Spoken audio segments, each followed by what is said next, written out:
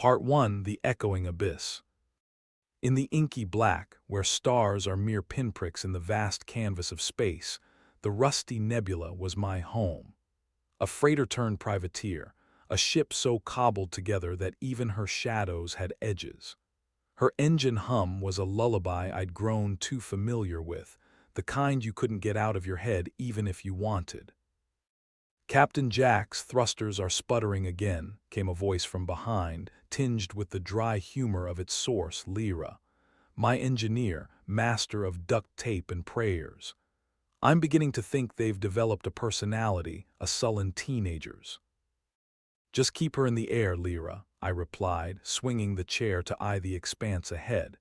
It was not just empty space we were heading into. It was the echoing abyss, an anomaly older than recorded time, a cosmic enigma that chewed ships and spat out legends. Rumors whispered of lost technologies and civilizations, of riches beyond imagination. And of course, I was drawn to it like a moth to a flame. As we pierced the threshold of the abyss, darkness folded around us like an embracing void, sensors twitching with static and interference. An echo in the darkness, much like a heartbeat, resonated through the ship. I resisted the urge to reach for my blaster, knowing full well how useless it would be against the unknown. "Anything interesting on the scans?" I asked, hoping Lyra's hands were more competent today than the ship's mood. "Just ghosts, Captain. All I'm getting is noise," she replied, her voice crackling over the intercom. "But this place feels wrong. Keep your eyes peeled. There's gotta be something in here worth the fuel," I muttered, half to myself. I half expected the abyss to respond, each shadow seeming to nod in agreement. Suddenly, a glint caught my eye, not a trick of the sensors, but something tangible. It was a structure, massive and mesmerizing, hovering in the void like an ancient sentinel. "Lyra, get up here. You'll want to see this." A couple of minutes later, Lyra joined me in the cockpit, her eyes widening as she beheld the alien megastructure. It was a matrix of intricate geometric patterns, pulsating with a soft, golden light. I felt like an ant before a monolith, insignificant yet curious. "Is that thing singing?" Lyra asked, her voice almost drowned by the low hum that filled the air. "Must be why they call it the echoing abyss," I mused. "This place has its own music." The ship lurched, the lights dimming as the freighter's systems groaned. We had touched something old, something that knew more about us than our pitiful technology could comprehend. "Captain," Lyra's voice was urgent now, "we're being pulled in." I glanced at the console. The ship's insignia was starting to spiral as the structure pulled us closer. It was like being caught in a river current, powerful and inevitable. "Engage reverse thrusters full burn," I shouted, while my mind raced for solutions that weren't there. The Rusty Nebula bucked and roared, fighting against the unseen grip. I could feel the heat rising, the hull groaning as if it were pleading for mercy. But then, as abruptly as it had started, the pull ceased, and we were released. The freighter shuddered to a standstill, the megastructure looming close, almost close enough to touch if the hatch were open. "Guess it only wanted to say hello," Lyra quipped, her voice shaky but her humor intact. I sighed, brushing a hand through my hair. "Next time, let's hope it sends a postcard." The proximity alarm sounded again, this time more insistent. I turned, expecting a ghost of a ship on the sensors, but what I saw was far from spectral. An alien craft, sleek and unlike anything I'd laid eyes on, emerged from behind the structure. A thing of elegance, of lethal potential. "Lyra, get to the weapons bay. We may have overstayed our welcome." With systems still reeling from the anomaly, our chances against an unknown enemy didn't look good. The alien ship had us marked, its movements swift and predatory. I had a sinking feeling that humor and charm wouldn't get us out of this one. The comms crackled to life with an unfamiliar voice, guttural and demanding. "You trespass. Surrender or be eradicated." "Well, that's not very neighborly," I muttered, flipping the comms switch. "This is Captain Jax of the Rusty Nebula. We mean no harm, just explorers passing through." Silence, then laughter, cold and sharp. "Explorers or thieves?" I gritted my teeth, knowing a lie when I heard one even from myself. "We seek knowledge, nothing more." "Leave at once or face the consequences," the voice warned, the alien ship closing the distance. "Lira, are we armed yet?" I called, readying for the worst. "All systems go, though calling them armed is optimistic," she replied, her dry wit a balm for our precarious situation. With no other choice, I powered up the engines and angled the ship away from the monolithic sentinel, the echo of its song. Fading behind us, the alien craft shadowed our every move, a hawk on the hunt. "Let's give them a show," I said, adrenaline surging through my veins. The Rusty Nebula spiraled into evasive maneuvers, a dance of desperation against the alien pursuer. Stars streaked by the viewport like dust caught in a windstorm. The alien ship fired, bolts of energy slicing through the void, narrowly missing us as I twisted the ship through the chaotic ballet of survival. "Captain, there's a nebula pocket ahead, dense enough to hide us," Lira shouted, her voice a lifeline in the storm. "Heading there now," I replied, steering the ship into the iridescent gas cloud, hoping its interference would cloak us from our predator. As the mist swallowed us, I held my breath, praying our gamble would pay off. In the heart of the nebula, time stretched. Seconds seemed eternal, the universe holding its breath alongside me. Our pursuer's shot ceased, and the comms fell silent. We were ghosts again, hidden among the stars. I exhaled, the release of tension an almost tangible thing. "Lira, remind me to never listen to my own ideas again." "I'll add it to the list, Captain," she said with a chuckle, the familiar warmth of her voice a beacon in the dark. The Rusty Nebula floated silently, the cosmic anomaly behind us now a mystery for another day. I couldn't shake the feeling that we had only just begun to scratch the surface of the echoing abyss, its secrets waiting patiently for the next foolhardy traveler. And as for the alien craft, well, I had a hunch this was far from the last we'd see of them. Part 2: The Shifting Frontier. As the nebula's shroud slowly dissipated, the Rusty Nebula drifted into the vastness beyond, a battered survivor with stories yet to tell. The alien craft had vanished, but its presence lingered in my mind, like a shadow cast by an invisible sun. "Can we make repairs while floating, or do we need to touch down somewhere?" I asked Lira, the silence between us now filled with the comforting routine of diagnostics and damage control. "We can patch most up, but the power coupling is shot, Captain. We'll need a proper station for that," she replied, her hands already working their mechanical magic. As if on cue, the long-range sensors beeped, revealing an orbital station nestled within a nearby system. The kind that offered sanctuary supplies, and if we were lucky, answers. "Pull up the coordinates. Let's see what kind of welcome we can get," I said, plotting a course toward the station, even as doubt gnawed at the edges of my resolve. The approach was smooth, the station's architecture graceful yet functional, an intricate web of docking bays and habitation pods. As we drew closer, my eyes were drawn to a mural painted across the main hangar, depicting a tapestry of cosmic myths. It was a reminder of the stories that connected us all, regardless of how far we traveled. "Welcome to Sanctuary Station," a voice crackled over the comms, friendly and practiced. "Please state your business and intentions, Captain." "This is Captain Jax of the Rusty Nebula. We're in need of repairs and maybe a drink or two," I replied, injecting a bit of charm to smooth the process.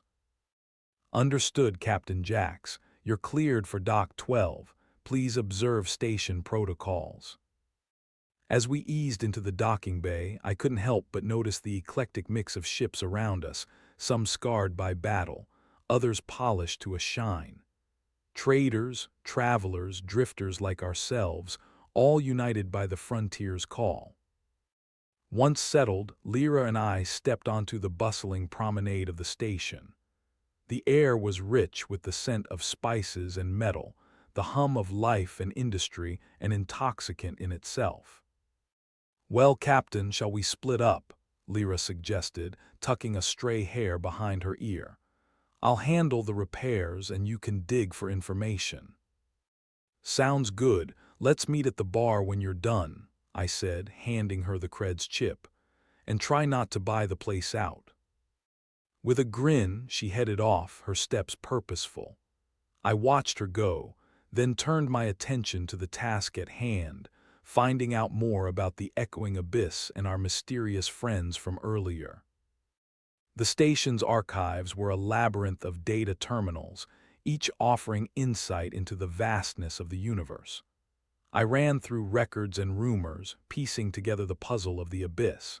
It seemed we were not the first, nor the last, to be drawn into its depths.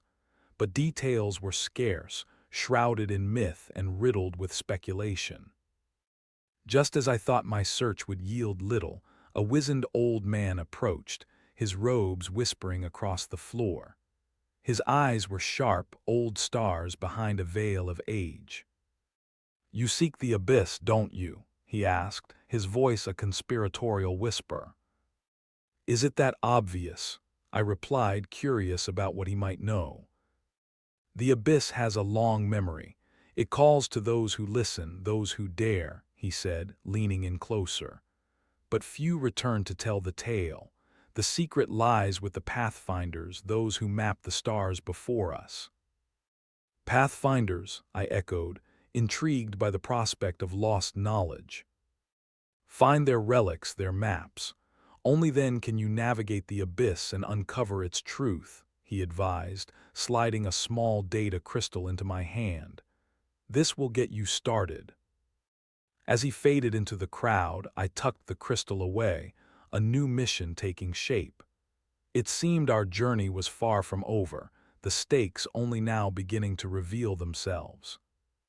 Reuniting with Lira in the station's cantina, I shared what I'd learned over a round of drinks. The place was a lively hub, chatter blending with the clinking of glasses and the occasional burst of laughter. "Sounds like we've got our work cut out for us," Lira said, raising her mug in a toast. "Here's to whatever comes next." "To the unknown," I replied, clinking my mug against hers. "Let's see where this path leads." The station's atmosphere was warm, comforting, but beneath it lay a tension, a feeling that change was in the air, that the abyss was only the beginning. Little did we know what awaited us beyond the stars. The Rusty Nebula was soon ready to depart, her systems humming with renewed vigor. As we prepared to disembark, a message pinged on the comms, its sender unknown. "Captain Jax, beware. Forces are moving against you. Trust no one." I read the words twice, their meaning a cold splash of water on what had been a hopeful moment. The alien pursuer, the Pathfinder's secrets, all seemed to coalesce into a storm gathering on the horizon. I looked at Lira, her expression mirroring my own resolve mixed with apprehension. There was no turning back now. With the station behind us, the Rusty Nebula cut through space, the vastness ahead filled with promise and peril in equal measure. The frontier was ever shifting, a dance of light and shadow. And as we ventured deeper, I felt the pull of destiny, an echo of the abyss guiding us toward what lay ahead. Part 3: The Astral Labyrinth Asterisk. The stars stretched into lines as we slipped into warp, the Rusty Nebula thrumming with a rhythm only a captain could feel. We were on the trail of the Pathfinder's relics, a breadcrumb path laid by explorers who had danced with the cosmos long before us. The data crystal the old man had gifted me was our only compass, its encrypted contents a map of forgotten paths and hidden treasures. "Captain, are you sure about this?" Lira asked as she scanned the charts, the flickering holograms painting shadows across her face. "We could be chasing ghosts." "Ghosts or not," I replied, leaning back in my chair, "the answers lie with them. And besides, when have we ever turned down a ghost story?" Her laugh was a melody amidst the drone of the engines, a reassuring beacon in the uncertain currents we navigated. The coordinates led us to an uncharted sector, a dense cluster of asteroids and derelict ships forming a twisted maze, a graveyard for the daring and the lost. "The astral labyrinth," I murmured, recalling the whispered tales of pilots who had ventured too close. Ships turned to debris, pilots scattered into myth. But as the Rusty Nebula skirted the edges of the labyrinth, I sensed something more, a hum, a thrumming pulse within the shadows, like a heartbeat beneath the stars. "Lira, keep our shields up and sensors on high alert. We're likely not the only ones here," I instructed, my gaze sweeping the tangled web of rock and ruin before us. As we threaded our way through the astral maze, walls of ice and stone towering on either side, the ship's sensors flickered, picking up an anomaly at the heart of the labyrinth. It was a beacon, ancient and steady, its signal a siren call to those who dared to listen. "We've got something, Captain," Lira reported, narrowing her eyes at the console. "It's broadcasting on an archaic frequency, but I think it's a Pathfinder marker."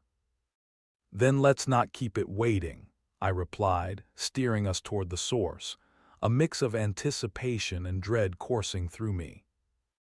The beacon drew us deeper into the labyrinth, where the stars seemed to blur and twist, folding reality into surreal geometry.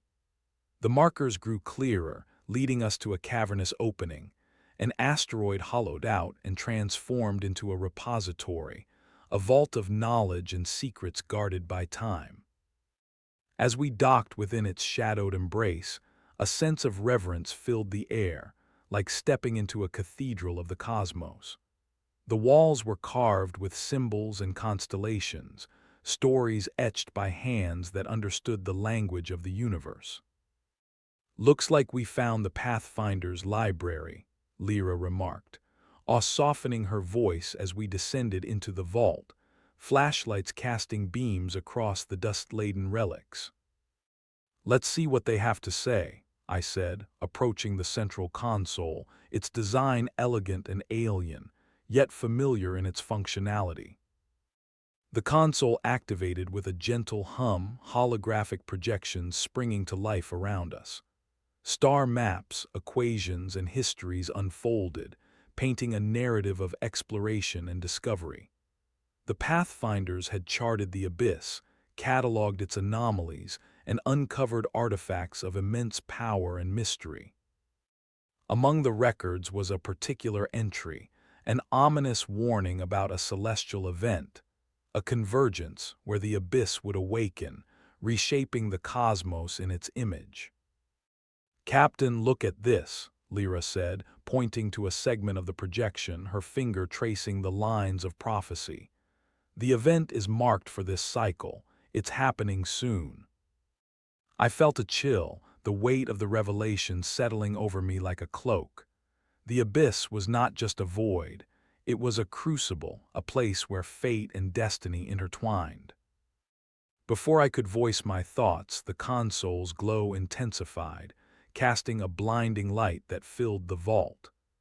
Images of alien landscapes, of worlds beyond imagining, flashed before us, and then the scene shifted to something more immediate, more threatening. The alien craft from before appeared, its sleek form a harbinger of familiar danger. The Pathfinders had known of them, had warned of their role in the convergence, as gatekeepers or destroyers. "We need to get back to the ship," I said, urgency sharpening my words. This place isn't safe.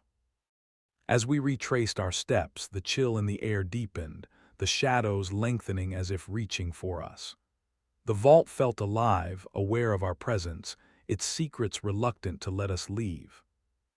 We emerged to find the Rusty Nebula surrounded by a field of energy, a barrier erected by forces unseen. The alien craft hovered nearby, its presence a looming question. "Captain, we've got company," Lira said, her voice steady despite the chaos unfolding. The comms crackled once more, the alien voice resonating with authority. "You have trespassed upon sacred ground. Leave or face annihilation." I stepped forward, engaging the comms with a calm I didn't quite feel. "We seek only knowledge. The convergence is coming, and we want to understand." Silence hung heavy before the voice responded, a note of consideration creeping into its tone. "The convergence is inevitable. To understand is to risk all." It was a gamble, a wager with our lives as the stakes. The Rusty Nebula trembled under the weight of the decision, the labyrinth closing in around us. "Then let us through or join us," I offered, knowing the response could seal our fate. The alien craft hesitated, a pause pregnant with possibilities. Then the energy field dissipated, the way open once more. "We shall see how you fare, humans," the voice finally said, intrigue coloring its words. "Go, and may the stars guide you." With our path cleared, we boarded the Rusty Nebula, the urgency of escape propelling us forward. As the ship cleared the labyrinth, the stars stretched out again, an open road of possibilities. The Pathfinder's legacy was ours to decipher, the convergence a puzzle waiting to be solved. And with each step, the feeling grew stronger, the abyss was awakening, and it beckoned us ever closer to its heart. Part 4: The Celestial Crucible. The Rusty Nebula surged through the cosmos, the astral labyrinth a fading mystery in our wake. The Pathfinder's revelations weighed heavy on my mind, their implications a storm on the horizon. The convergence loomed, a celestial event that promised transformation or destruction. Lira and I sat in the cockpit, the starlight filtering through the viewport, illuminating the concern etched on her face. "You really think we can stop it, Captain?" "Not stop," I corrected, the words tasting like caution and hope. "But maybe understand it, find some way to navigate through what's coming." The data crystal's map led us to the next destination in our quest, a planet teetering on the edge of the abyss. A world once vibrant, now a desolate wasteland, its surface scarred by old battles and forgotten conflicts. The Pathfinders had marked it as a convergence point, a place where energies would align, where truths would be revealed. As we descended through the planet's atmosphere, the ship's sensors screamed warnings at us. The winds buffeting the hull with the fury of a storm denied its due. The landscape below was a tapestry of extremes. Jagged mountains met valleys of swirling dust, and above it all, the sky rippled with ethereal hues. "Let's hope the landing's softer than the welcome," Lira quipped, her hands dancing over the controls. We touched down amidst the ruins of a long-abandoned city, its structures crumbling yet majestic, their bones whispering tales of civilizations past. The air was thick with the scent of decay and the distant echo of what once was. "Stay close," I instructed as we ventured outside, the wind tugging at our clothes, the chill biting beneath our skin. The city was a labyrinth of its own, streets winding through the shadows of towering relics. The Pathfinder's map guided us to a central plaza dominated by a colossal obelisk, its surface inscribed with glyphs that pulsed with a life of their own. "This must be it," Lira said, her voice reverent as we approached the obelisk, the energy thrumming through the ground beneath our feet. The glyphs flared in response to our presence, casting a glow that pushed back the encroaching darkness. Holograms flickered to life, projections of the past that played out in silence before us. The convergence was not merely an event, it was a catalyst, a point of evolution that had shaped this world and countless others. And then the visions shifted, revealing something unexpected: the alien race we had encountered, their history intertwined with the convergence. They were guardians, watchers of the cosmic cycles, their role both protector and judge. As if things weren't complicated enough, I muttered, the weight of newfound understanding pressing down with each heartbeat. Before we could process the implications, the ground trembled, a low rumble that grew into a roar. The planet itself seemed to react, its surface alive with energy, the long-dormant forces awakening in response to the looming convergence. "We need to move," Lira shouted, urgency crackling in her voice as the obelisk's light intensified, a beacon calling others to witness the unfolding drama. As we turned to leave, figures emerged from the shadows, their forms indistinct but undeniably alien, their presence a ripple through reality. They were not hostile, but their intent was clear. They were here for the convergence, drawn by the same call that had led us. "Looks like we're not the only ones interested in the fireworks," I commented, my hand ready on the comm. The aliens regarded us with an inscrutable gaze, their leader stepping forward, a voice echoing in my mind rather than my ears. "You have come seeking truth, and truth you shall find." It was an invitation, a challenge, an acknowledgement that we stood on common ground, both literal and metaphorical. The convergence was an opportunity for understanding, but also a crucible that would test us all. The light from the obelisk blazed, a supernova of illumination that enveloped the plaza, the cosmos itself seeming to hold its breath. The convergence was upon us, and with it, the promise of transformation. Caught in the maelstrom, I felt the boundaries of self and universe blur, the threads of existence intertwining in a dance of creation and destruction. It was a moment of profound connection, an understanding that transcended words and form. Then, as quickly as it had begun, the light faded, the energy dissipating into the ether, leaving only silence and the echoes of change. The aliens nodded, acknowledging the shared experience, their forms flickering before vanishing into the ether. "We should go," Lira suggested, her voice a grounding force amidst the cosmic aftermath. As we ascended from the planet's embrace, I couldn't shake the feeling that we had crossed a threshold, that we were part of something larger, something that would shape not just us, but all who dared to wand. "Are the stars?" The Rusty Nebula broke free of the atmosphere, the stars welcoming us back with their steady light. The convergence had passed, but its legacy lingered in the knowledge we carried, in the bonds we had forged, in the mysteries yet to be unraveled. I glanced at Lira, her expression mirroring my own wonder and resolve. The journey was far from over, the path ahead uncertain but brimming with possibility. Together, we would face whatever the universe had in store, guided by the echoes of the abyss and the promise of the stars. Part 5, Through the Veil Asterisk. The stars outside shimmered like an ocean under moonlight, as if they too were taking a breath after the intensity of the convergence. The Rusty Nebula pressed onward, her engines a reassuring purr, though we both felt the subtle shift that had occurred. The cosmos seemed more alive, its fabric subtly altered, the echoes of the event still resonating through the void. Lira sat opposite me in the cockpit, her gaze steady yet alight with unspoken questions. We'd seen the universe blink, felt its pulse. Now it was time to decipher what that meant. "Feels different, doesn't it?" she said, more a statement than a question. "Like the universe caught its breath," I replied, running a hand through my hair. and now it's waiting to exhale.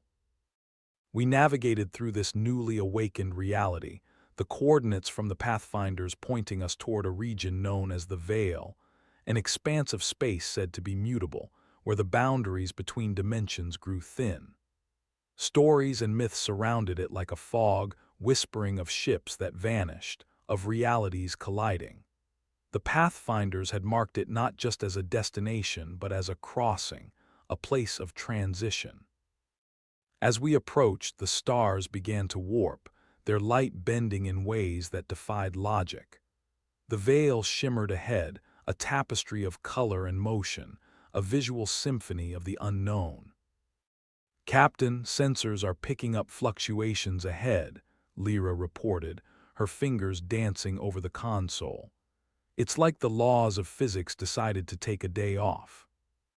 "Keep the shields at full strength," I instructed, knowing that whatever lay ahead would test us in ways we couldn't prepare for.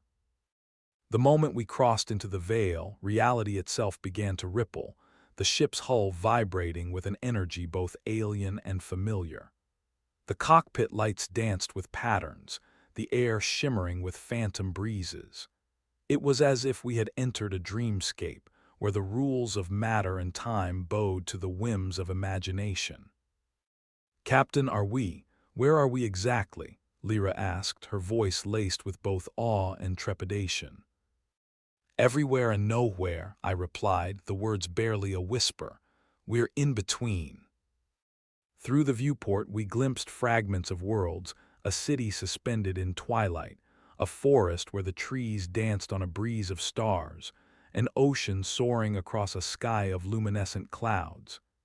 Each sight was a piece of a puzzle without edges, a story without end. Amidst the kaleidoscope, a structure loomed, unlike anything we'd encountered. It was a gateway, an interdimensional archway pulsing with energy, its surface alive with shifting symbols. This was a construct of the Pathfinders, a testament to their mastery of the fabric of existence. "We need to align with the gateway," Lira said, her voice steady as she worked the controls, translating the swirling chaos into navigable paths. As the Rusty Nebula aligned with the gateway, the symbols flared, casting intricate shadows across the hull. It was a melody of light and sound, a sequence that felt like an invitation, a welcome into the mysteries that lay beyond. "Here we go," I said, my grip firm on the controls, ready for whatever lay on the other side. As we passed through the archway, the universe unfolded around us, the transition smoother than expected yet charged with a sense of gravity. We emerged into a realm that defied conventional description, a world suspended within a nebula of vibrant hues, where the sky was an ocean of living constellations. Lira and I exchanged glances, the unspoken understanding between us stronger than ever. This was both a destination and a beginning, a place of answers and new questions. As we explored this realm, the Rusty Nebula glided between floating islands, their surfaces teeming with exotic flora and fauna. Creatures of light and shadow flitted across our path, their forms shifting like liquid, their eyes reflecting the cosmos. "This place is incredible," Lira breathed, her wonder palpable as we scanned for signs of the pathfinders within this magical expanse. There, at the heart of this cosmic tapestry, stood a structure, a temple of sorts, its spires reaching toward the nebula-streaked heavens. It radiated a presence, a sense of wisdom and age that beckoned us closer. We landed on one of the islands, the air humming with a gentle melody, as if the planet itself sang a welcome. I felt a pull, an instinct that guided us toward the temple's entrance, a portal of light and shadow. Inside, the temple was a sanctuary of calm, the walls adorned with glyphs that seemed to pulse with a life of their own. In the center stood an artifact, a crystal orb that glowed with the light of 1,000 stars.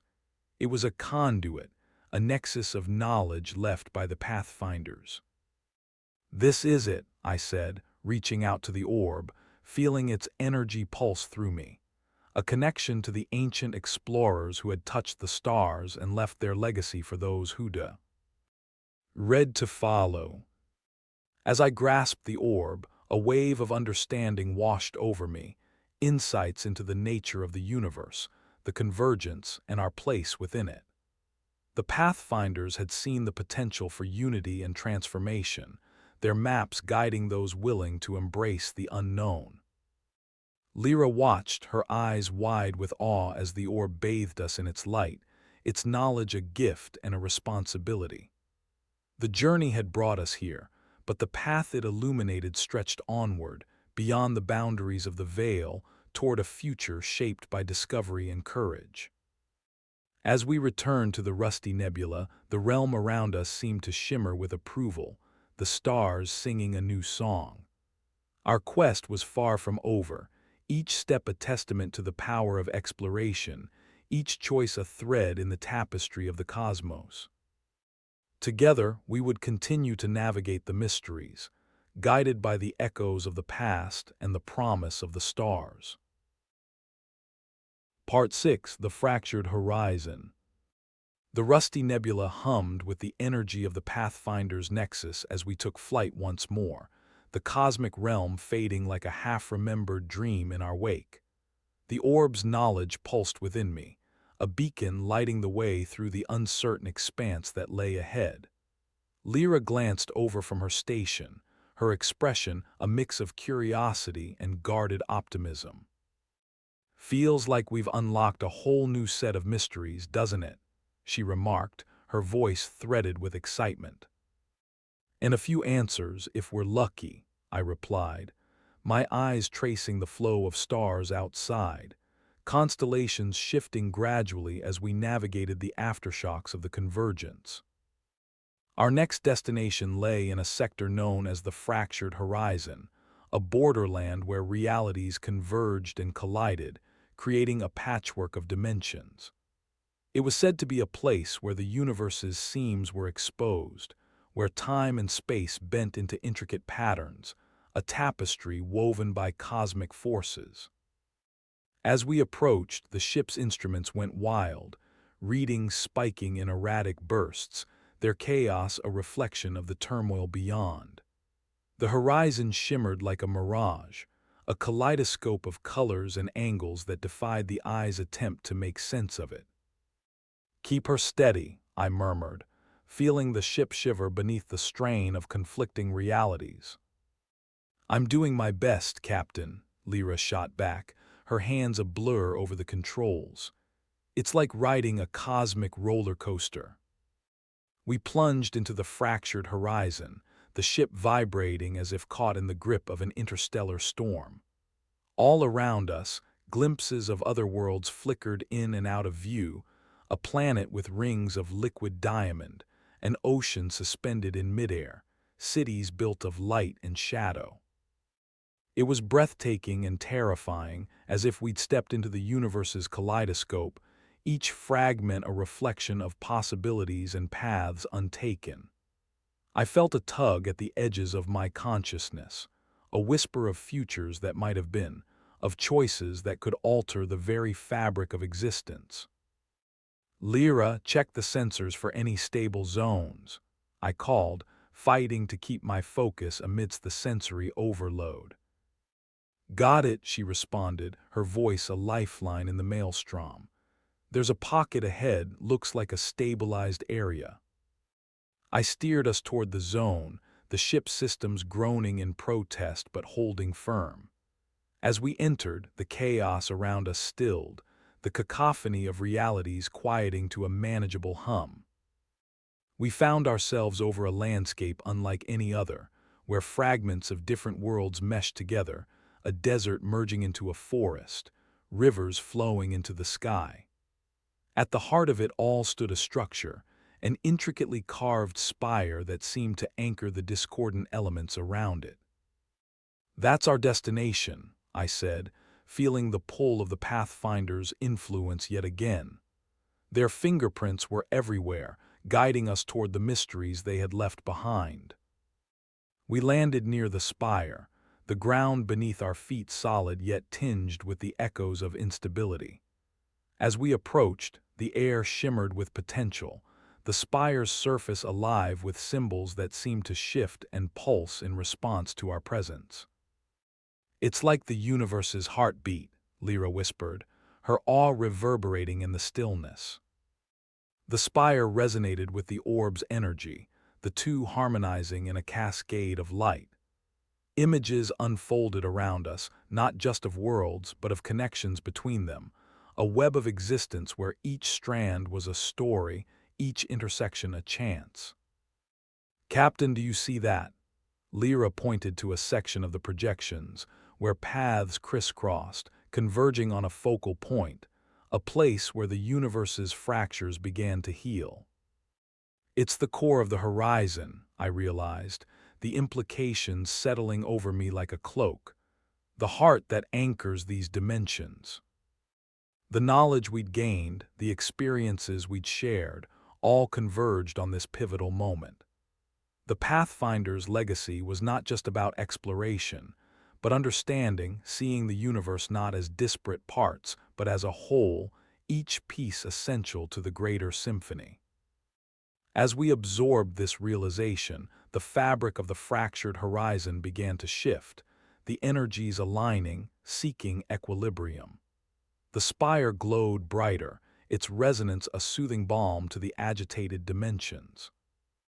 We watched as the landscapes around us stabilized, the once chaotic fragments finding harmony. It was a moment of profound beauty, the universe's potential laid bare, the fractures mending before our eyes. The Rusty Nebula lifted off, the ship a vessel of knowledge and hope. The fractured horizon lay behind us, a testament to the universe's resilience, the Pathfinder's guidance a beacon for those who followed. As we charted our course beyond, the stars stretched ahead, a canvas waiting for the stories yet to be written. Lira and I shared a look, a bond forged by the journey, by the echoes of the abyss and the promise that lay within the stars. Together, we would continue to explore, to uncover the mysteries that danced across the cosmos, our path illuminated by the truths we had uncovered and the wonders yet to be revealed. Part 7: The Celestial Forge. The Rusty Nebula sailed onward, our journey unfurling through the depths of space with the majesty of a forgotten epic. Every star we passed hummed with the lessons of the Pathfinders, each one a silent witness to the ancient tales of time and space. The convergence and the fractured horizon now behind us, the universe had shown its willingness to reveal its secrets to those who dared to listen. "Captain, we're getting a ping on the deep space scanners," Lira called out from her console, her tone a mix of curiosity and intrigue. "It's faint but distinct, like a distress signal." "Root it through," I replied, intrigued by the prospect of another mystery to unravel amidst the heavens. The signal was weak, fragmented, a shivering ghost in the vast, unending night. Yet amidst its digital static, a message emerged. From the Celestial Forge, stranded, need assistance. The Celestial Forge, a name spoken of in hushed tones among starfarers, a massive construct from an era when the universe was young and the cosmic fires still burned hot. Said to be a cradle where stars were born, the forge had become a myth unto itself, its location and purpose lost to the eons. "Do you think it could be real?" Lira asked, her skepticism tempered by a flicker of hope. "Only one way to find out," I said, setting a course toward the source of the distress call. "It might be our only chance to witness the birthplace of stars." As we approached the coordinates, space shimmered and twisted, the fabric of reality bending to reveal a sight so magnificent that it stole the breath from my lungs. There it was, the Celestial Forge, an immense structure suspended in the cosmos, its glowing arms stretching out like a celestial octopus, each limb a channel for cosmic energy. It's beautiful, Lira breathed, eyes wide as she absorbed the grandeur of the scene. We closed in, the signal growing stronger, guiding us toward a docking port nestled within the forge's massive structure. The engineering was ancient yet awe-inspiring, the design a testament to a civilization that had understood the language of the stars. The nebula docked with a gentle shudder, the ship's systems aligning with those of the forge. We stepped into the station, the air thrumming with a low hum, as if the structure itself was alive and breathing. The interior was a labyrinth of corridors and chambers, all crafted from materials that glowed softly with their own inner light. Strange glyphs adorned the walls, each one a piece of the puzzle that was the forge's purpose. Following the signal, we entered a chamber dominated by a central console, its surface etched with star maps and equations, a cosmic blueprint of creation. There, a lone figure awaited, a humanoid draped in robes that shimmered with each step. "You came," the figure said, their voice a melodic echo that filled the room. I had begun to think no one would answer. "Who are you?" I asked, curiosity piqued by the timeless presence before us. "I am the custodian," they replied, their expression both serene and weary. "Guardian of the forge, keeper of its secrets." The custodian gestured to the console, the star maps shifting to reveal a network of interconnected systems. A vast web that spanned galaxies, each node a potential star, each line a pathway of energy. The forge was designed to seed new stars to ensure the universe's balance, the custodian explained. But the energy is waning. A recalibration is required or the stars will fail to ignite. It was a daunting task, the responsibility of rekindling the engine of creation itself. The balance of the cosmos rested in our hands, the potential for both wonder and catastrophe a heartbeat away. "Can we help?" Lira asked, her gaze flicking between the console and the custodian. "You can," the custodian affirmed, a note of relief in their voice. "Your ship can channel the energy needed to restart the process, but be warned, it will require precision and courage." Together, we synchronized the Rusty Nebula's systems with the forge, the ship's engines thrumming with an unfamiliar yet exhilarating power. It was a delicate balance, weaving the threads of cosmic energy through channels long dormant, reigniting the celestial furnace. As the forge awakened, the chamber filled with light, the star maps blazing with newfound intensity. The entire structure thrummed with life, an orchestra finally playing its symphony. We watched as the process unfolded, the energy cascading through the forge's arms, birthing stars that glimmered like jewels against the vast canvas of space. With the task complete, the custodian regarded us with gratitude, their forms shimmering with the glory of the reborn stars. "You have restored the balance, brought light where there was none. The universe owes you its thanks." The Rusty Nebula undocked, gliding away from the forge with the awe-inspiring sight of newborn stars illuminating our path. The custodian's farewell lingered in our minds, a reminder of the impact we could have on the cosmos. As we set a course for the next adventure, the universe unfolded before us once more, a tapestry of infinite possibility. Our journey continued, each discovery a testament to the power of exploration and the promise of the stars above. Together, we would forge onward, guided by the light of the newfound stars and the mysteries yet to be revealed. Part 8, The Harmonium's Call Asterisk. The stars blossomed in our wake as the Rusty Nebula coursed through space, the ethereal glow of the newly ignited stars whispering promises of undiscovered worlds. Around us, the cosmos seemed to breathe with rejuvenated vitality, a reflection of the renewed balance from the celestial forge. Lira leaned back in her chair, her expression a mix of contentment and anticipation. "Hard to believe we just helped light up the universe," she mused, the words laced with a hint of pride. "Hard to believe is starting to feel like our new normal," I replied, a smile tugging at the corners of my mouth. The journey had taken us further than I ever imagined, each step deeper into the mysteries that lay beneath the stars. Our next destination was not chosen by coordinates or maps, but by instinct, a signal both unfamiliar and persistent, a siren song that resonated through the ship's systems. It was a melody, haunting yet inviting, a symphony composed by cosmic forces unknown. The signal called from a region known as the Harmonium, a cluster of planets linked by ancient pathways of sound and light. As we approached the Harmonium, the space around us seemed to shimmer with an unseen rhythm, the very fabric of reality vibrating with harmonic resonance. The stars pulsed in time with the music, a celestial dance choreographed by the universe itself. "We're entering the outer edges of the Harmonium," Lira reported, the ship responding to the music like an instrument played by unseen hands.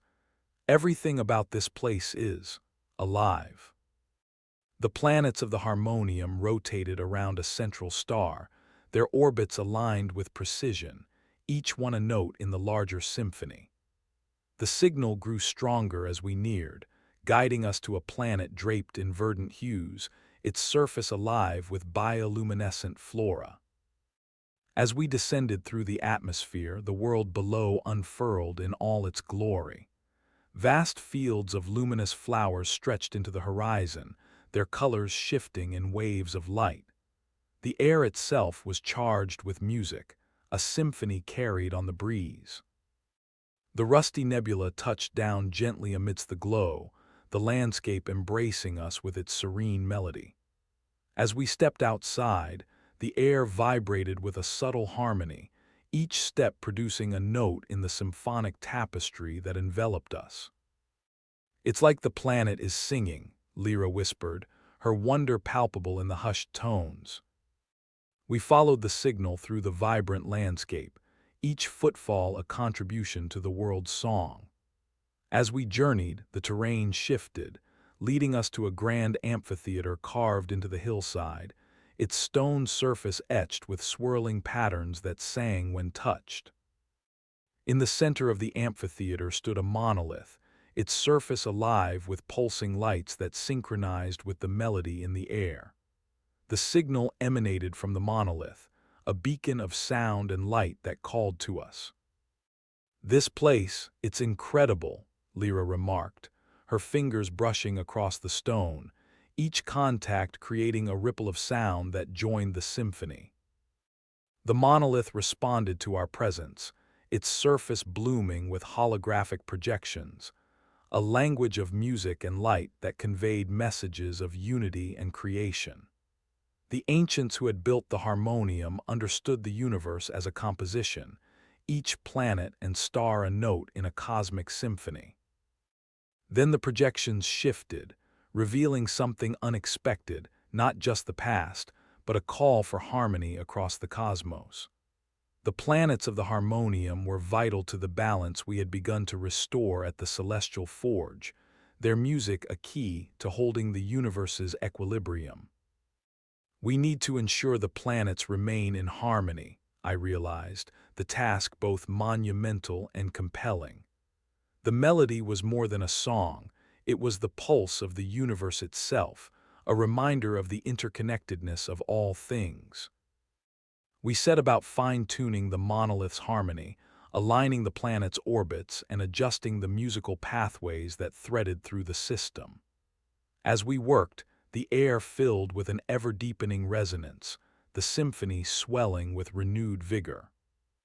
The final note resounded through the amphitheater, a crescendo of cosmic music that reverberated through the very core of the planet. The Harmonium sang with a new brilliance, its melody echoing across the stars. As we returned to the Rusty Nebula, the universe seemed to hold its breath, the music lingering in the void. The harmonium was a triumph, a testament to the power of unity and the beauty of a perfectly tuned cosmos. Our journey continued, each discovery a symphony of its own, the universe a maestro guiding us toward the mysteries yet to be revealed.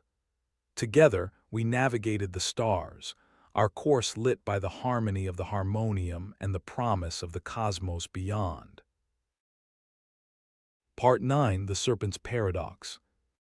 The Rusty Nebula glided through the cosmic currents, the echoes of the harmonium's song still whispering promises of harmony in our ears. Our course was uncharted, driven by the lure of the unknown, the allure of mysteries not yet touched by understanding. Yet as the stars shifted, a peculiar sensation arose like an itch in the back of my mind, a subtle pull at the edges of reality. "Captain, I'm picking up something strange on the scanners," Lira said, her brow furrowed with concentration. "It's like the space around us is, folding in on itself." She directed my attention to the viewscreen, where a nebulous distortion twisted and writhed in the void. A serpentine ribbon of light that defied comprehension, its path an elegant dance through the cosmos. "The serpent's paradox," I murmured, recognizing the phenomenon from tales whispered among spacefarers. Said to be an entity or perhaps an anomaly, the serpent was a paradox of time and space, a riddle woven into the fabric of the universe. The serpent twisted gracefully through space, its presence both mesmerizing and disorienting. As we watched, it seemed to loop back on itself, a continuous cycle that defied the linear constraints of time. It was a dance without beginning or end, a loop of infinite possibility. "We should follow it," Lira suggested, her voice tinged with equal parts curiosity and caution. "But carefully." I nodded, setting a course to shadow the serpent's path, the ship responding with an eager thrum. As we approached, the boundaries of perception began to waver, the edges of reality blurring into a kaleidoscope of light and shadow. The serpent's path led us to a shimmering gateway, a portal hanging in the void, its surface a swirling storm of colors and patterns. It beckoned with an air of mystery, a promise of untold secrets hidden within its depths. "Brace yourself," I said, steering the nebula toward the portal, the ship shivering as it crossed the threshold into the unknown. Beyond the gateway, the universe unfolded in a tapestry of contradictions. It was a world of dizzying vistas and impossible landscapes, where time looped and twisted, where the laws of physics bowed to whimsy. This was the heart of the serpent's paradox, a realm where every possibility lay waiting to be explored. And amidst the paradox there was a structure, an edifice that defied logic and reason. It was a labyrinthine monument, its architecture a blend of styles and eras, as if time itself had crafted its walls. It was a place out of phase with reality, a puzzle woven by the cosmos. Inside, the corridors twisted and turned, each step a journey through time and space. One moment we stood beneath a star-filled sky, the next amidst a bustling marketplace in a city long forgotten. Each scene was a fragment of reality, each door a portal to another world. "We're seeing echoes of what was and what might be," Lira observed, her eyes wide with wonder as she gazed upon an ancient library, its shelves lined with tomes that flickered in and out of existence. At the heart of the labyrinth, we found a chamber bathed in a golden light. In its center stood a pedestal upon which lay an artifact, a glowing sphere, its surface a swirling nebula of colors. It was the serpent's eye, a key to understanding the paradox itself. As I reached for the eye, a vision unfolded, a cascade of possibilities unfurled before us, each one a path the universe might take. I saw worlds being born, civilizations rising and falling, timelines converging and diverging in an intricate dance. The eye offered an understanding of the serpent's paradox, a glimpse into the nature of time as a fluid, malleable force, rather than a rigid line. It was a reminder of the interconnectedness of all things, of the infinite threads woven into the tapestry of existence. Lira and I shared a look, the gravity of the moment settling over us like a shroud. We had seen the universe's potential laid bare, the intricate weave of time and space a testament to the beauty and complexity of the cosmos. With the eye in hand, we made our way back through the labyrinth, the nebula welcoming us with the familiar hum of her systems. The serpent's paradox lay behind us, its secret secured within the heart of the ship, a reminder of the infinite possibilities that awaited among the stars. As we set our course for the next horizon, the universe unfolded once more, its mysteries beckoning us onward. Together, we would continue to explore, to unravel the secrets that danced beyond the edge of reality, guided by the light of the serpent's eye and the promise of the stars. Part 10: The Silent Accord. The Rusty Nebula slipped into the serene embrace of deep space, the serpent's eye nestled securely within the ship's vault. Its luminescent whispers were a constant reminder of the paradoxes we'd uncovered, threads of time woven into our every thought. Lira and I rested in the cockpit, a comfortable silence stretching between us, reflecting on the wonders and enigmas that had charted our path thus far. "Where to next, Captain?" Lira asked, her eyes twinkling with the afterglow of discovery. Before I could reply, the comms crackled to life, a ghostly whisper threading through the static. "To all who listen, to those who seek, the silent accord awaits." The message was cryptic, each word hanging in the air like a riddle yet to be solved. The silent accord, a name that resonated with ancient tales, of an assembly hidden in the shadows, guiding the balance of the universe from behind veils of secrecy. "This sounds like an invitation we can't refuse," I said, curiosity piqued by the prospect of such a clandestine gathering. "Plot the course, Lira. Let's see what the Accord has to say." The coordinates led us to a sector shrouded in darkness, the stars dimmed, as if painted over with a cosmic brush. The space itself felt heavy, the nebula's hull humming with the energy of anticipation as we navigated through the silent void. As we reached the designated location, the darkness parted, revealing a massive construct veiled in shadow and light. It was an orbital station, its architecture a blend of form and function, its surface alive with subtle energy patterns. This was the Silent Accord's stronghold, an enigmatic fortress hidden within the fabric of the universe. Docking with the station, we were greeted by an environment unlike any other. The air was charged with intent, the corridors lined with luminescent panels that pulsed like a heartbeat. Every step resounded with purpose, as if the very walls were listening. "What do you think they want with us?" Lira wondered aloud, her voice barely above a whisper, reverberating through the quiet halls. "Only one way to find out," I replied, setting our path toward the heart of the station, where the signal of the Accord beckoned. The chamber at the center was vast, its architecture a marvel of design and harmony. Representatives from numerous species filled the space, each one distinct and yet unified by their purpose. At the core stood an artifact, a crystalline lattice that radiated with the energy of 1,000 worlds. As we approached, a figure stepped forward, their presence commanding yet inviting. They wore robes of shifting hues, their features partially obscured by a shimmering veil. "Welcome, travelers," the figure intoned, their voice a harmonious blend of notes, like a chorus of voices speaking as one. "You have been chosen to bear witness to the Accord." The purpose of the gathering became clear. The Accord was not merely an organization, but a council dedicated to maintaining the balance of the cosmos. They safeguarded the knowledge and power required to preserve the universe's equilibrium. "You have touched the serpent's eye," the figure continued, their gaze resting on us with inquisitive intensity.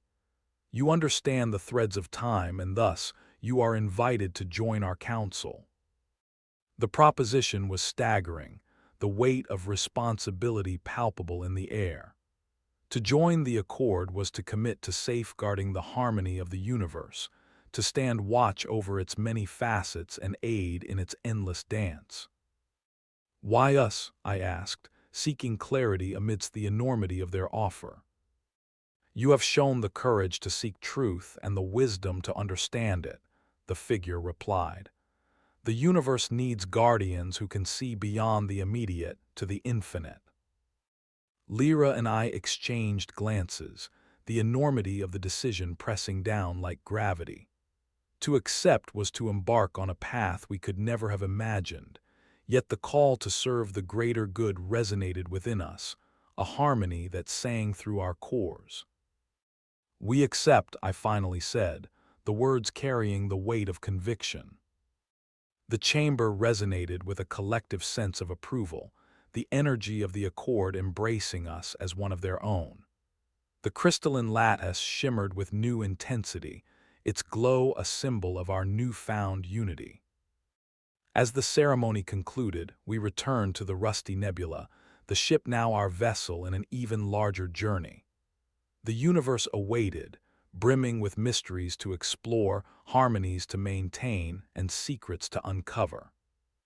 As we departed the station, the stars stretched out once more before us, the familiar embrace of space welcoming us back into its fold. Together, Lira and I would navigate the infinite possibilities of the cosmos, guided by the silent accord and the promise of the stars beyond.